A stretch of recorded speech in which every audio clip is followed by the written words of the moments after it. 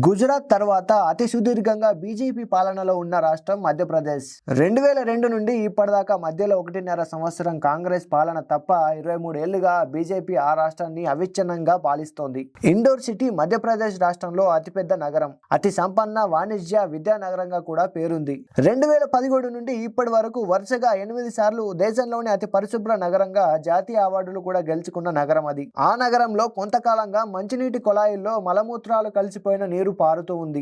ఇదే విషయాన్ని నిపుణులు హెచ్చరిస్తూ వచ్చారు కూడా. ఆ నీరు తాగి మొన్న 14 మంది మరణించగా వందలాది మంది చావు బతుకుల మధ్య కొట్టుమిట్టాడుతున్నారు. తాగునీరు మలమూత్రాలు కలిసిపోయాయి. అక్కడ మౌలికమైన పరివర్తన జరగకుండా, సుస్థిరమైన ఏర్పాట్లు లేకుండా, నిరంతర పర్యవేక్షణ గాలి కొదిలేసి, శాస్త్రవేత్తల సలహాలను, నిపుణుల సూచనలను పక్కన పెట్టేసి, హంగులు, ఆర్భాటాలు, పైపై మెరుగులు, అవార్డులతో సంబరాలు చేసుకునే సంస్కృతి వ్యాపిస్తే దీర్ఘకాలంలో ఎంత హాని జరగగలదో ఇండోర్ ఒక హెచ్చరిక.